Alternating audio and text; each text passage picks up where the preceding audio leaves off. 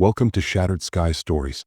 Remember to hit the like button and the subscribe button so you don't miss any sci-fi stories. Now sit back and enjoy. The photograph was creased at the corners, worn soft from too many foldings and unfoldings. Sergeant Liam Navarro held it between calloused fingers, studying the faces that smiled back at him from Earth's dying light. His wife Maria's dark eyes crinkled with laughter, their daughter Sophia perched on her shoulders, gap-toothed and fearless at 7 years old. The picture had been taken in their backyard in Phoenix, 2 years before the first contact, 3 years before the war that had consumed half the solar system. Still got that death wish, Sarge? Corporal Sloane Jacoby's voice cut through the mechanical hum of the battleship's corridor. She approached with her medic's bag slung over one shoulder, her pale face marked with the kind of exhaustion that had become universal among the human forces. You know, staring at that thing too long will drive you insane. Liam folded the photograph carefully, slipping it back into the breast pocket of his combat fatigues. Just remembering what we're fighting for. We're fighting because they won't stop coming, Sloane replied, checking the plasma rifle mounted on the corridor's defensive mount. The collective doesn't give a damn about your family photo, Liam. They just want us extinct. The ship shuddered slightly as another wave of long-range scans swept across its hull. They were deep in contested space, 3 days out from the last supply depot, hunting for signs of collective movement in the Kepler system. Intelligence suggested a massive enemy fleet was massing somewhere in the asteroid belt, preparing for another push toward Earth. The UES Retribution and her sister ships were the early warning system, assuming any of them survived long enough to send a message home. Contact. The voice crackled over the ship's intercom, sudden and sharp. Multiple bogies bearing 27 Mark 6. All hands to battle stations. The corridor's lighting shifted from white to angry red as klaxons began their familiar wail. Liam was moving before conscious thought kicked in, years of training propelling him toward the nearest weapons station. Sloane was beside him, her medic's bag already in hand, ready to patch up whatever pieces the coming fight would leave behind. "Here we go again," she muttered, but there was something different in her voice. Fear, yes, there was always fear, but something else. Anticipation, maybe. Or relief that the waiting was finally over. The ship bucked as the first enemy salvo found its mark, sending both soldiers stumbling against the bulkhead.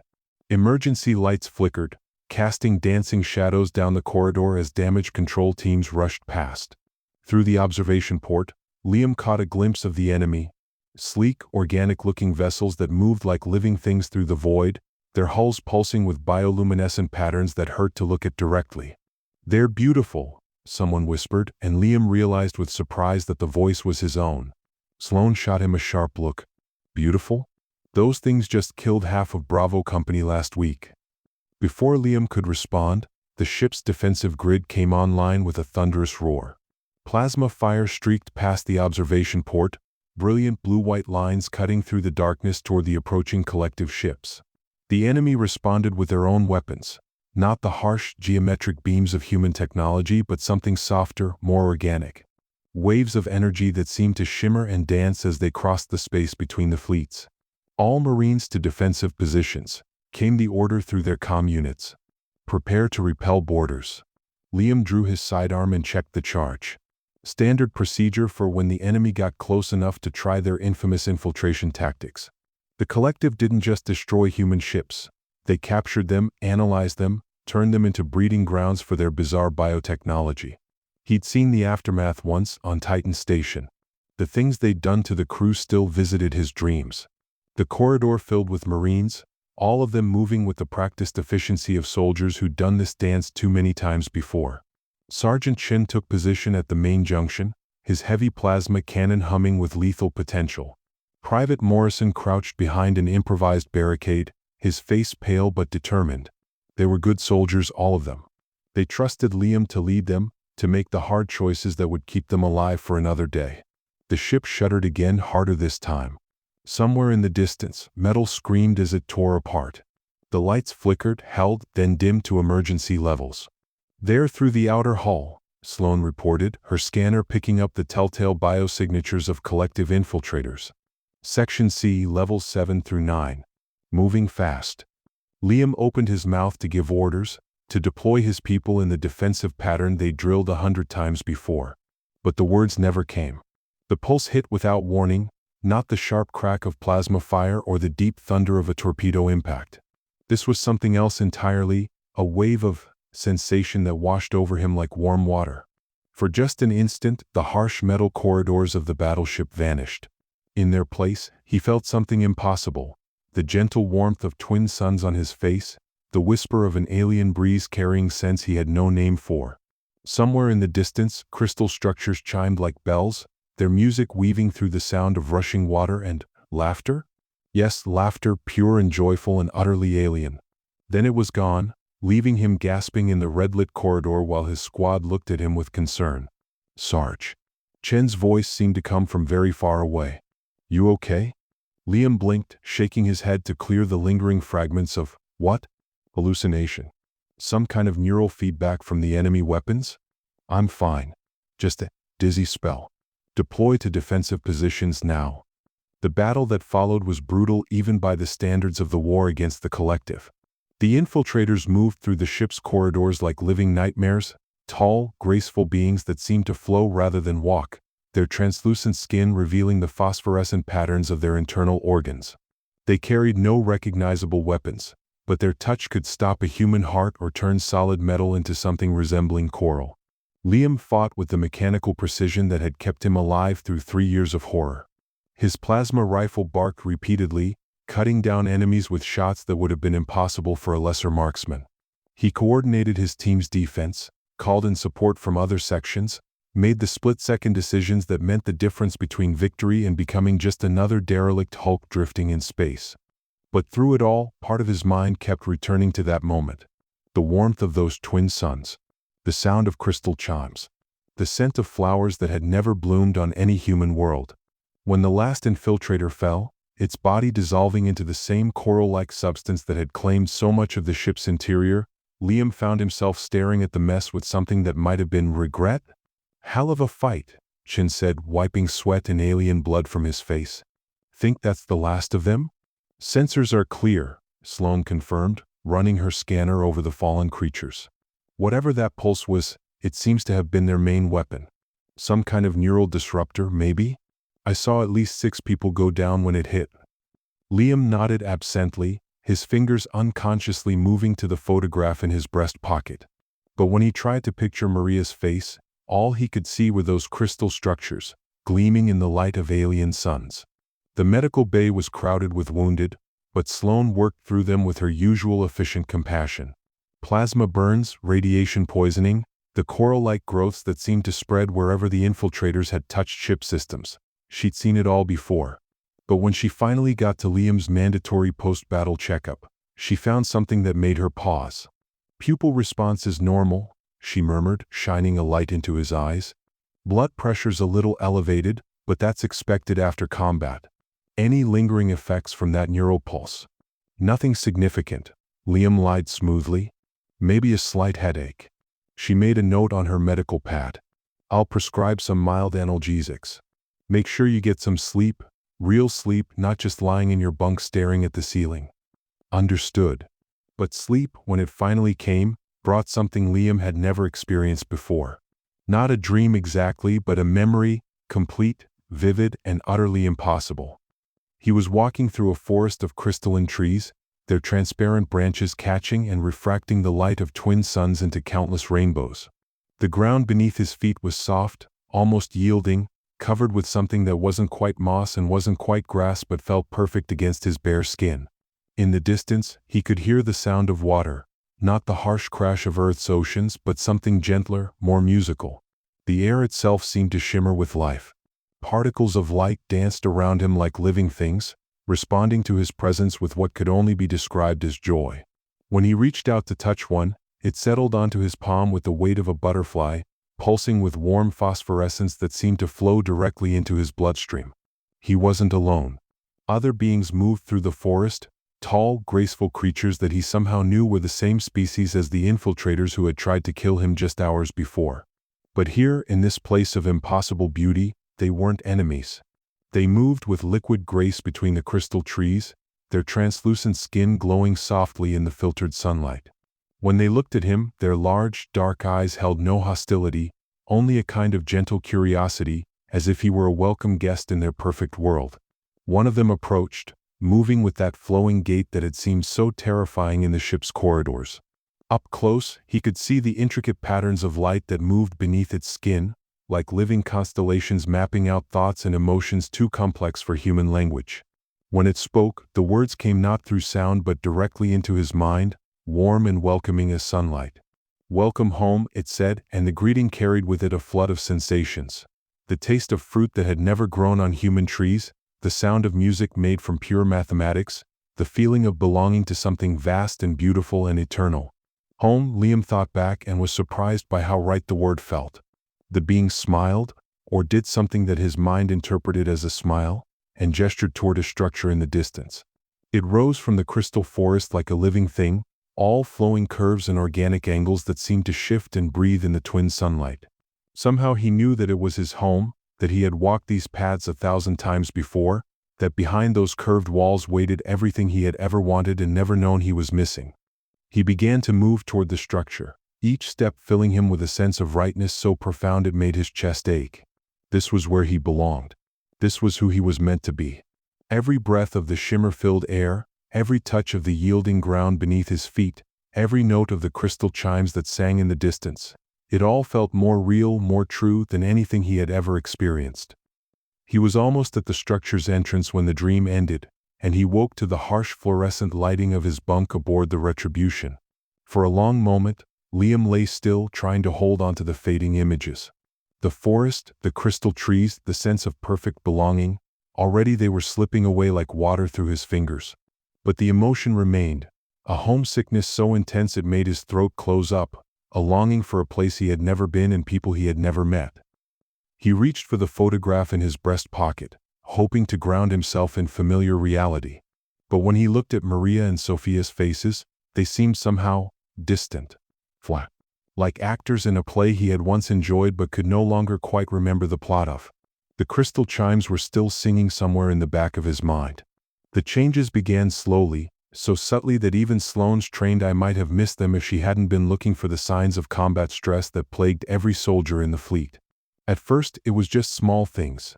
The way Liam held his head slightly tilted when listening to reports, as if straining to hear something just beyond the range of human perception. The new rhythm to his speech, with pauses in unexpected places that somehow made his words carry more weight. The way his fingers moved when he thought no one was watching, tracing complex patterns in the air that looked almost like mathematical equations, she murmured to herself, watching him through the mess hall's observation window. He was sitting alone, his meal untouched, those long fingers dancing through invisible formulae with a precision that would have impressed the ship's navigation computer. She'd seen combat stress manifest in hundreds of different ways over her 3 years as a combat medic. Some soldiers became hypervigilant, jumping at every shadow. Others shut down emotionally, going through the motions of military life like sleepwalkers. A few developed obsessive behaviors, cleaning their weapons over and over, checking and rechecking equipment that was already perfect. But this was different. Liam wasn't breaking down. If anything, he seemed to be becoming more focused, more efficient. His tactical decisions in the 3 skirmishes they'd fought since the collective attack had been nothing short of brilliant, anticipating enemy movements with an accuracy that bordered on precognitive. His marksmanship, already exceptional, had improved to the point where other soldiers were starting to talk about it in hushed, almost reverent tones. The problem was what he was losing. "Tell me about your family," Sloane said, approaching his table with her own meal tray. Liam looked up, and for just an instant she saw something in his eyes that wasn't quite human. Not alien exactly, but other. Then he blinked and it was gone. "My family?" He seemed to consider the question more carefully than it warranted. "Maria and Sophia. My wife and daughter. They're back on Earth." "What does Sophia like to do?" Another pause, longer this time. "She plays. Children play." "What kind of games?" Liam's fingers resumed their invisible calculations. "I don't remember." It was the way he said it that made Sloane's blood run cold. Not the frustrated admission of someone struggling with trauma-induced memory loss, but the casual dismissal of someone who had found those memories no longer worth keeping. "Liam." She kept her voice gentle, professional. "When did you last think about them?" Really think about them, not just acknowledge that they exist.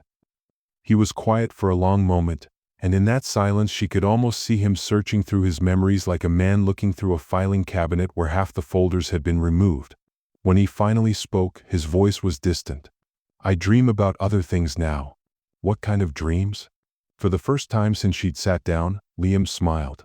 It was a beautiful expression, full of warmth and longing and something that might have been love. But it wasn't the smile of the man she'd served beside for 18 months. This smile belonged to a stranger. There's a place, he said, and his voice took on that new cadence, those unexpected pauses that made her skin crawl.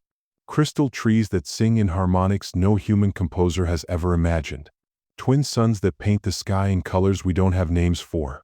The ground itself is alive, responsive to thought and intention in ways that make our crude technology seem like children's toys. Sloane set down her fork. Liam, that sounds like the enemy homeworld, he finished, and that stranger's smile grew wider. I know. I've seen intelligence reports, read the descriptions from captured collective data. But Sloane.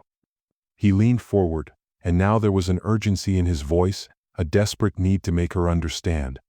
The reports are all wrong. It's not some alien nightmare world. It's perfect. It's the most beautiful place I've ever seen, and I've walked every path, touched every crystal chime, breathed air so pure it makes your lungs sing. You've never been there. Haven't I? He tilted his head again, listening to something she couldn't hear. Sometimes I'm not sure. Sometimes I remember being there so clearly that this. He gestured around the mess hall, taking in the scarred metal walls and harsh lighting. Feels like the dream. Sloane reached for her medical scanner, but Liam's hand shot out and caught her wrist with reflexes that seemed impossibly fast. For just an instant, his grip was iron strong, and she saw that otherness flash in his eyes again. Then he released her and sat back, looking genuinely surprised by his own actions. I'm sorry. I don't know why I did that. But Sloane thought she did. She'd seen similar reactions in soldiers suffering from deep psychological conditioning, POWs who had been brainwashed into identifying with their captors, or deep cover agents whose assumed identities had begun to overwhelm their original personalities. The difference was that those cases took months or years to develop. Liam had been exposed to whatever was affecting him less than a week ago. I think you should talk to Dr. Reeves, she said carefully. The psychiatrist? Liam's expression hardened. There's nothing wrong with me, Sloane. I'm more focused than I've ever been.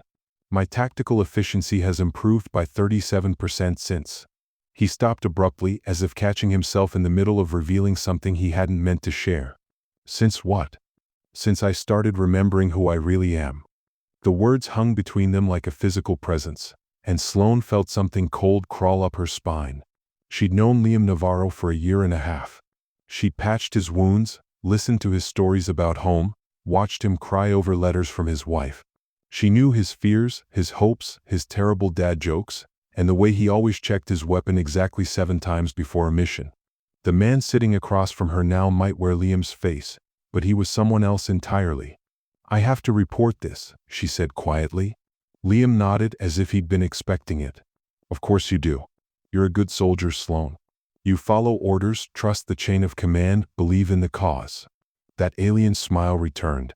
But ask yourself this, when was the last time you felt truly happy? Not relieved that you survived another battle, not satisfied that you completed a mission, but genuinely, profoundly happy? She started to answer, then stopped. When had she last been happy? The war had ground on for so long that happiness seemed like a luxury from another life. I am happy, Liam continued, and there was something in his voice that made her believe him completely. For the first time in years, I wake up looking forward to each day. Not because I'm glad to be alive, but because I can feel myself getting closer to something wonderful. Something worth living for instead of just worth dying for. It's not real, she whispered. Isn't it? He leaned back, those strange fingers resuming their invisible calculations. What makes your memories more real than mine? Because they happened in this universe instead of somewhere else? Because they match the official record of your life? Because they hurt instead of bringing joy? Before she could answer, the ship's intercom crackled to life. All hands to battle stations. Multiple collective vessels detected on intercept course. This is not a drill. Liam was on his feet before the announcement finished, moving with that new fluid grace toward the weapons lockers. Sloane followed, her mind spinning with the implications of what she'd just witnessed. She needed to contact Dr. Reeves immediately, needed to get Liam evaluated before. The first enemy salvo struck the ship like a giant's fist, sending both of them sprawling. Emergency lighting kicked in as the main power grid stuttered, and somewhere in the distance she could hear the hiss of atmosphere escaping through a hull breach. "Damage report," came the captain's voice over the intercom. "All sections report status." Sloane dragged herself to her feet, checking her medical kit by instinct while her mind tried to process what was happening. The attack had come without warning. Their sensors should have detected the enemy ships hours before they got close enough to fire. "Unless they knew we were here," she said aloud, the realization hitting her like a physical blow. Liam was helping other soldiers to their feet, his movements efficient and sure despite the ship's continued shaking. "Of course they did," he said without looking at her. "They've been tracking us since the first engagement. How could you possibly know that?" He paused, and when he turned to look at her, those eyes held depths she'd never seen before. "Because I told them." The words hit her harder than the enemy weapons. For a moment she couldn't breathe, couldn't think. Then training took over, and her hand moved toward her sidearm. "I wouldn't," Liam said gently. "You'll need that for the real enemies. You just admitted to treason." "Did I?" He tilted his head, considering.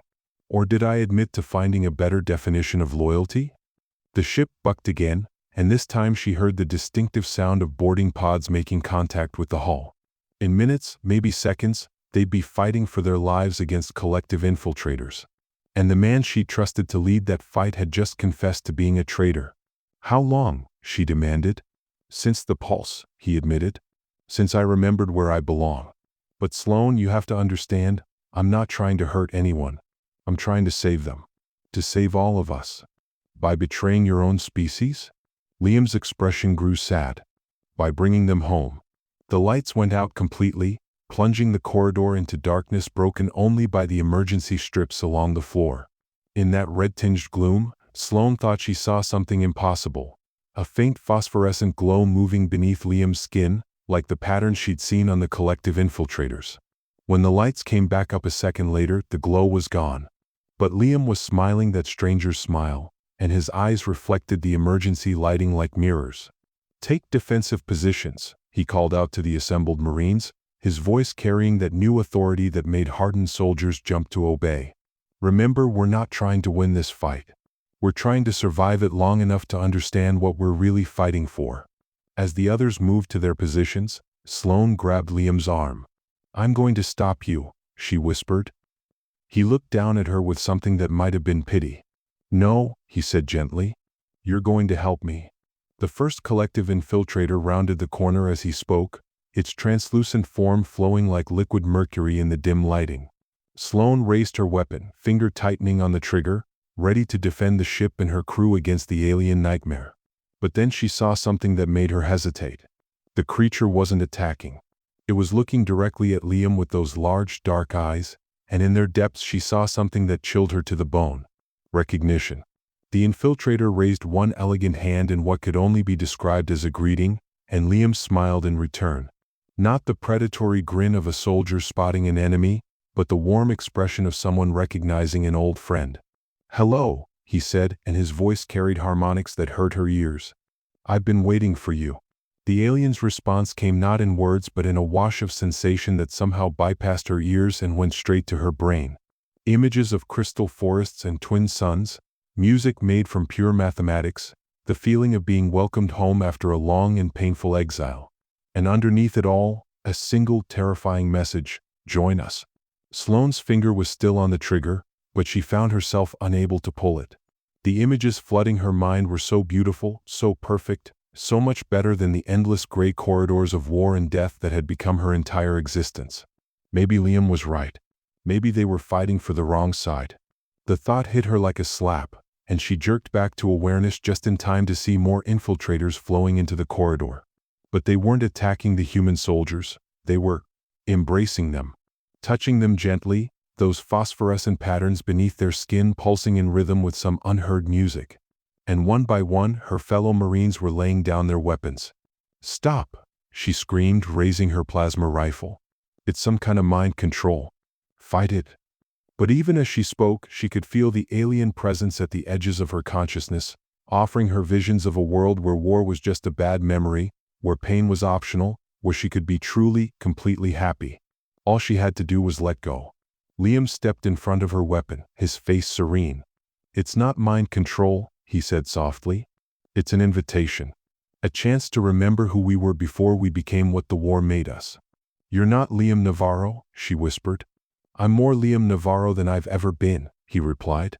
"I'm just expanded, improved, given access to memories that make me whole instead of broken." Behind him, the infiltrators continued their gentle work, touching soldier after soldier with those phosphorescent hands. Each contact brought another human into the growing circle of converted minds, their faces taking on that same expression of profound peace that Liam wore. Sloane kept her weapon trained on him, but her hands were shaking. The alien presence in her mind was growing stronger, more insistent, offering her glimpses of crystal chimes and impossible architecture, of belonging to something larger and more beautiful than the grinding machinery of human warfare. "I have to report this," she said, but her voice sounded uncertain even to herself. "To who?" Liam asked gently. "Command? They'll order a neural wipe, Sloane. They'll burn away everything that makes you who you are just to eliminate the foreign influence. Is that really what you want? To be lobotomized in the name of species loyalty?" She tried to answer, but the words wouldn't come. Because deep down she wasn't sure she did want that. The alien memories at the edges of her consciousness were so beautiful, so perfect, so much better than anything her real life had ever offered. "Let me show you," Liam whispered and reached out toward her with one phosphorescent hand. Sloane closed her eyes and tried to remember why she was supposed to resist. The neural wipe authorization came through at 0347 hours ship time. Dr. Reeves reviewed the order twice, checking the authentication codes and cross-referencing the medical necessity documentation that Corporal Jacoby had submitted. According to her report, Sergeant Navarro was exhibiting signs of severe psychological compromise following exposure to an unknown collective weapon system. The recommended treatment was immediate and complete memory restructuring, a procedure that would essentially erase everything that made Liam Navarro who he was and replace it with a basic military personality template. It was a death sentence disguised as medicine, and everyone involved knew it. "This is irregular," Reeves muttered, reviewing the scans that Jacoby had somehow managed to take during the battle. The neural patterns were unlike anything in the medical database. Complex, layered, almost fractal in their structure. If these readings were accurate, something had fundamentally rewritten the basic architecture of Navarro's consciousness. But that was impossible. The human brain didn't work that way. You couldn't just overwrite someone's core identity with a single exposure to enemy weapons fire, unless the enemy had capabilities they'd never demonstrated before. He was still studying the scans when his office door chimed. "Enter," he called, expecting one of his medical assistants. Instead, Corporal Jacoby stepped through the doorway, and Reeves immediately knew something was wrong. She moved differently, not the sharp, efficient motions of a combat medic, but something more flowing, more graceful. Her eyes held depths that seemed to shift in the artificial lighting, and when she spoke, her voice carried harmonics that made his teeth ache. "Doctor," she said, and the single word contained layers of meaning that bypassed his conscious mind and went straight to something deeper. "We need to talk." Reeves' hand moved toward the emergency alert button on his desk, but stopped when he saw what Jacoby was carrying. Not her medical kit, but a plasma rifle set to lethal output. The weapon was pointed at the floor, but the threat was unmistakable. "Corporal, I think you may be suffering from the same condition that's affecting Sergeant Navarro. Let me help you." "Help me?" Jacoby tilted her head, and Reeves saw phosphorescent patterns moving beneath her skin like living constellations. "Doctor, I feel more help than I've ever felt in my entire life. The question is whether you're going to help us, or whether we're going to have to consider you a threat to the continued survival of this ship and everyone on it." "Us." As if summoned by the word, Liam Navarro stepped through the doorway behind her. But the man who entered wasn't the soldier Reeves remembered from their previous sessions. This version moved with liquid grace, his eyes reflecting light like mirrors, those same phosphorescent patterns visible just beneath his skin. When he smiled, it was the expression of someone who had found perfect peace in the middle of hell. "Hello, Doctor," Liam said, and his voice carried the same alien harmonics as Jacoby's. I understand you're planning to scrub my memories clean. Remove everything that makes me who I am and replace it with some generic military template. Reeves swallowed hard. It's for your own good, Sergeant. Whatever's been done to you, we can fix it. We can give you back your real life, your real memories. My real memories? Liam laughed, and the sound was like crystal chimes in a gentle breeze. Doctor, what makes a memory real? The fact that it happened in this specific timeline, in this specific universe? Or the fact that it shapes who you are, brings meaning to your existence, gives you something worth living for instead of just worth dying for? The fact that it actually happened to you. Did it? Liam stepped closer, and Reeves could smell something impossible, the scent of flowers that had never bloomed on any human world. How can you be sure?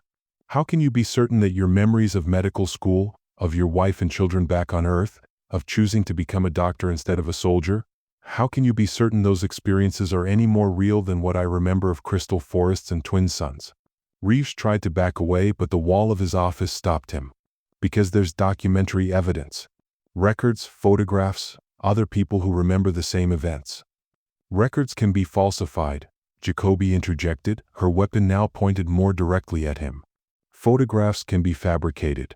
Other people's memories can be just as compromised as your own. In the end, Doctor, all you have is what your consciousness tells you is true.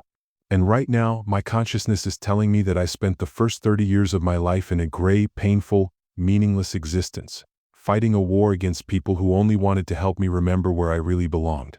It's a weapon, Reeves whispered. Some kind of mimetic virus designed to turn you against your own species. Liam nodded thoughtfully. Perhaps. Does that make the happiness any less real? Does it make the peace any less valuable? Does it make the sense of belonging and purpose any less meaningful? Yes, because it's not you. Isn't it? Liam's expression grew sad. Doctor, the person I was before, Sergeant Liam Navarro, decorated Marine, loyal husband and father, that person was miserable. He woke up every morning to the knowledge that he was trapped in an endless war, fighting enemies he didn't understand for causes he'd long since stopped believing in. He carried a photograph of a family he could barely remember, clung to memories that brought him nothing but pain, defined himself by his willingness to die for people who would never know his name. He stepped closer, and Reeves could see the phosphorescent patterns moving beneath his skin like living circuits. The person I am now wakes up every morning with joy. I remember crystal forests and mathematical music. I carry within me the knowledge that there's a place in this universe where war is just a bad dream, where pain is optional, where I belong completely. Which version of me would you rather be, Doctor? The miserable soldier or the happy, whatever I am now? Reeves looked from Liam to Jacoby, seeing the same alien peace in both their faces. How many what? Jacoby asked. How many people on this ship have been converted? Liam smiled. All of them, eventually. The process works faster on some than others. Those who are already broken by the war accept the new memories more readily. But given time, given sufficient exposure to what we now know is true, everyone will understand. Everyone will remember where they really belong. And if they don't? If they resist? The sadness in Liam's expression deepened. Then they'll be helped to remember. We're not monsters, Doctor. We don't want to hurt anyone. But we also can't allow the war to continue. Too many beautiful things are being destroyed by people who've forgotten how to recognize beauty. Reeves felt something cold crawl up his spine. You're talking about genocide. Are we? Jacoby tilted her head, listening to something he couldn't hear. Or are we talking about healing? About giving an entire species the chance to remember who they were before they became what the war made them. The collective isn't trying to heal us. They're trying to conquer us. The collective, Liam said gently, is trying to bring us home. The weapon they used on me wasn't designed to destroy or control, it was designed to remind. To plant a seed of memory that would eventually bloom into understanding. He reached into his breast pocket and pulled out the familiar photograph, Maria and Sophia smiling in their Phoenix backyard. But when he held it up, Reeves could see that something had changed. The faces were still there, still recognizable, but they seemed somehow distant. Flat. Like actors in a play he'd once enjoyed but could no longer remember the plot of. I used to look at this every day, Liam said softly. Used to tell myself it was what I was fighting for. But now, He studied the image with the detached curiosity of someone examining an artifact from a dead civilization. Now I can barely remember why these people were supposed to matter to me. The woman looks generic. The child appears to be experiencing some form of primitive joy, but there's no depth to it, no transcendence. They're trapped in their small, gray lives, completely unaware that perfect happiness is possible. You tuck the photograph away. When this is over, when the war has ended and everyone remembers where they belong, I'll go back to Earth. I'll help Maria and Sophia understand what I've learned. I'll touch them gently, the way the collective touched me, and I'll give them access to memories of crystal forests and twin suns. They'll thank me for it, Doctor. They'll weep with gratitude when they realize what they've been missing. Reeves felt his stomach turn. That's not healing. That's obliteration. Is it? Jacoby's voice carried that alien musicality that made his ears ring. Or is it evolution? A chance for humanity to become something better than what we are. We'll still be human, Liam added. Just expanded, enhanced, given access to experiences and perspectives that make our original selves seem like crude prototypes. The doctor's hand edged toward his emergency alert again, but Jacoby's weapon tracked the movement. I wouldn't, she said gently. Captain Martinez has already been helped to remember, as have most of the senior staff. Calling for help would only bring more converts to explain to you why resistance is counterproductive. Reeves closed his eyes, trying to think. The ship's entire command structure had been compromised. The medical bay was under alien control. His patients, his responsibility, were being systematically erased and replaced with something wearing their faces. And the worst part was that they seemed genuinely happy about it. How long do I have? He asked quietly. Before the conversion process is complete? Liam considered the question. That depends on you, Doctor. If you fight it, if you try to maintain your original personality matrix against the new memories, it could take days, weeks even, but the end result will be the same. And if I don't fight it? Then you could be experiencing the crystal forest within the hour, Jacoby said, and her voice held a longing so profound it made his chest ache. You could be walking paths of living light under twin suns, breathing air that tastes like pure mathematics, surrounded by beings whose every thought is a work of art. Despite himself, Reeves felt a flicker of curiosity, temptation. The images they described were impossibly beautiful, infinitely preferable to the gray corridors and endless casualties of his current existence.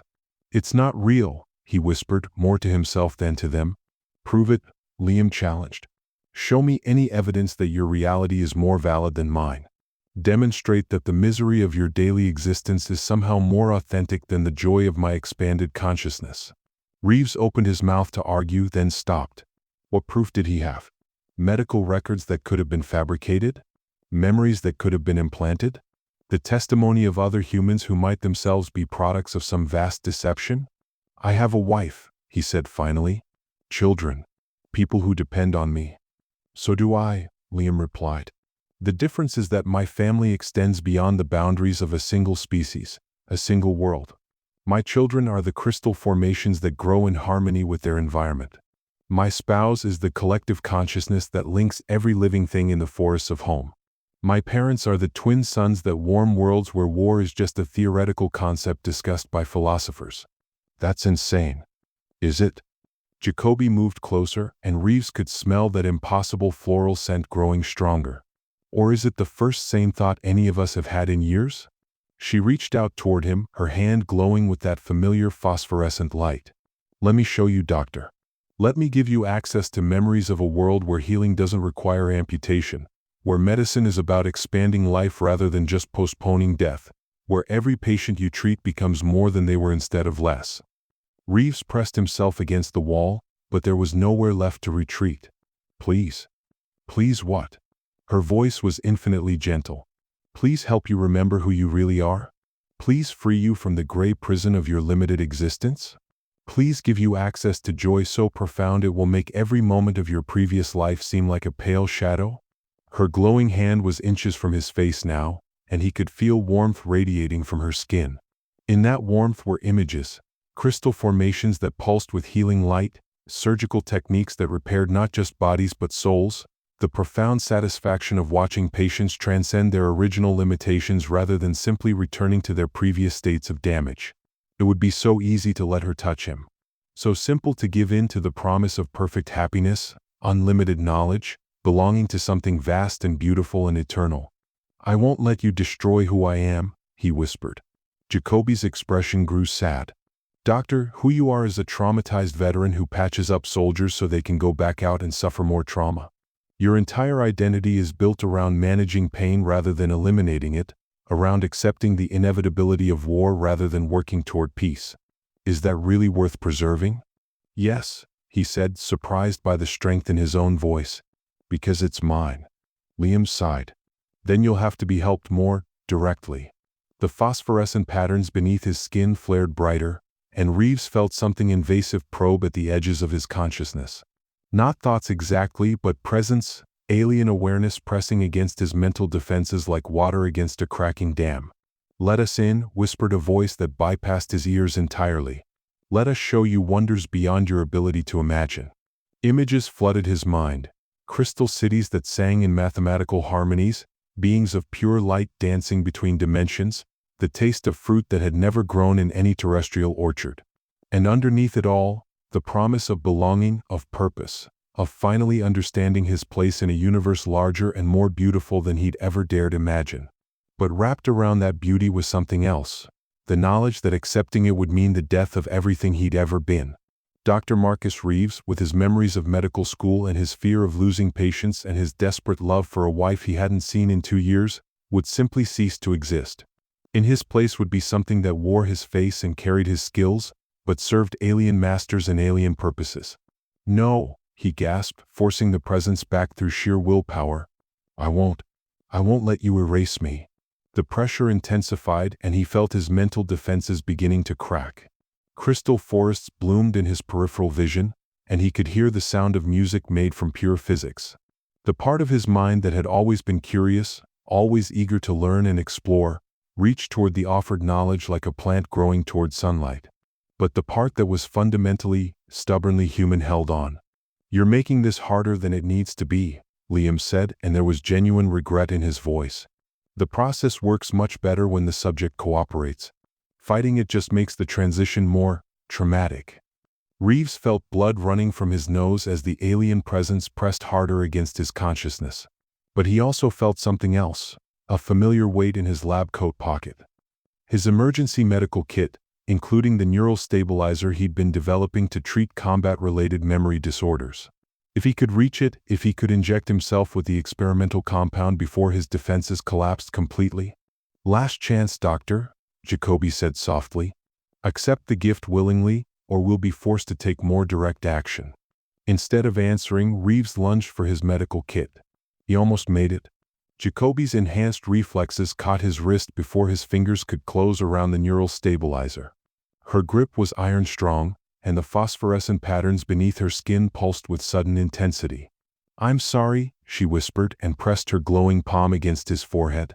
The crystal forests bloomed in his mind like nuclear fire. Every defense he'd erected, every barrier he'd built around his core identity, crumbled under the assault of perfect beauty. He felt himself expanding, growing, becoming something larger and more complex than the simple human consciousness he'd always been. And in that expansion, Dr. Marcus Reeves, husband, father, healer of human suffering, began to fade like a photograph left too long in sunlight. The thing that had been Reeves straightened slowly, phosphorescent patterns now visible beneath its skin. When it spoke, its voice carried harmonics that would have been impossible for purely human vocal cords to produce. "Thank you," it said to Jacoby and Liam. "I understand now. I remember where I belong." Liam smiled. "Welcome home, brother." "What are our orders?" "Prepare the ship for the final phase," Liam replied. "It's time to take our gifts back to Earth." The UES Retribution changed course at 0600 hours, ship time, altering its trajectory from the outer system patrol route toward the inner planets. When traffic control at Mars Station requested an explanation for the deviation, Captain Martinez responded that they were pursuing a retreating collective force and would file a full report upon return to base. It was technically the truth. They were pursuing the collective. They had simply chosen to join it rather than destroy it. In the medical bay, the thing that had been Dr. Reeves worked with quiet efficiency, preparing neural modification equipment for mass deployment. The process would be much easier with proper medical facilities. Earth's population centers could be converted in a matter of weeks rather than months. In his quarters, the entity that still called itself Liam Navarro sat on his bunk, holding a faded photograph. The faces in the image looked familiar, like actors from a play he'd once enjoyed. He thought their names might be Maria and Sophia, though he couldn't quite remember why those names had once seemed important. What mattered now was bringing them home, giving them access to the crystal forests and twin suns, helping them remember where they really belonged. They would resist at first, humans always did, but eventually they would understand. They would weep with gratitude when they realized what they'd been missing. The war would be over soon. Not through conquest or destruction, but through the simple act of helping everyone remember that they were all part of the same beautiful, eternal family. In the ship's corridors, 200 converted crew members went about their duties with perfect efficiency and profound contentment. They sang as they worked, not human songs but mathematical harmonies that described the architecture of ideal worlds. Their phosphorescent patterns pulsed in synchronization, creating a living network of shared consciousness that extended through the ship like a nervous system. They were going home, all of them together. Behind them, space was empty except for the slowly expanding debris field of the collective ships they had supposedly been fighting. But that debris was not wreckage, it was seeds. Microscopic spores that would drift on solar winds until they found other ships, other minds to touch with memories of crystal forests and impossible beauty. The war for humanity's future had already been won. They just didn't know it yet. On Earth, in a small house in Phoenix, Maria Navarro sat at her kitchen table reading her husband's latest letter. It was shorter than usual, almost perfunctory in its tone. But between the lines, she thought she detected something new, a kind of peace she hadn't heard in his voice since before the war began. "I'm coming home soon," he'd written.